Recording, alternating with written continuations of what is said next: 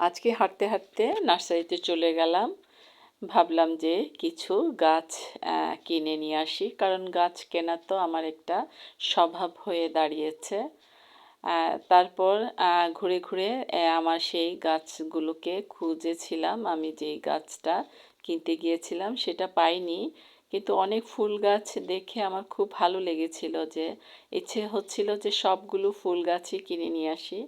কিন্তু আমি তো আমার বাগানে কিন্তু সিজনেবল ফুল লাগাই না, কারণ সিজন যখন চলে যায় তখন কিন্তু টবগুলো ফাঁকা পড়ে থাকে, তাই আমি সিজনেবল ফুল লাগাই না। গোলাপ আমার খুব পছন্দ, তাই গোলাপ গাছ আছে, কারণ গোলাপ তো সারা বছরই কিছু না কিছু ফোটে। আর এগুলো যে চন্দ্রমল্লিকা এটা সেটা বা জারবেরা, এখানে গাঁদা টাদা যাই আছে, এগুলো কিন্তু সিজনেবল ফুল। এই শীতের সিজন চলে যাবে, তখন কিন্তু আর এই ফুলের সৌন্দর্যটা থাকবে না।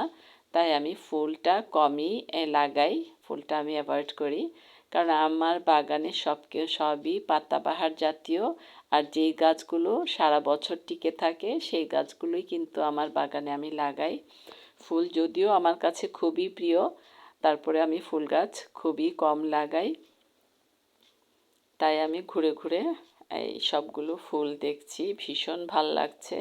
একবার মনে হচ্ছিল যে সবগুলো ফুল গাছই কিনে নিয়ে যাই, না কিন্তু লাভ নেই। মাত্র আর কয়েকদিনেই কিন্তু শীত থাকবে, তারপরে কিন্তু এই সব ফুল ঝরে যাবে।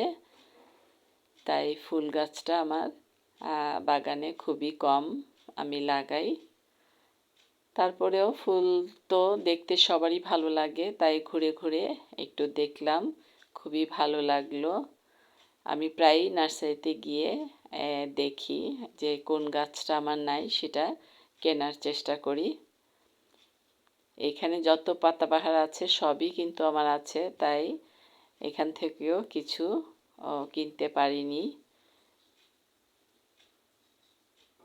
তাই ঘুরে ঘুরে দেখে আবার চলে আসলাম। কিছুটা সময় আমি নার্সারিতে কাটিয়েছি, আমার কাছে খুবই ভালো লাগে ফুল পাতাবাহার গাছ দেখতে। গাছের সাথে আমার অন্যরকম একটা সম্পর্ক।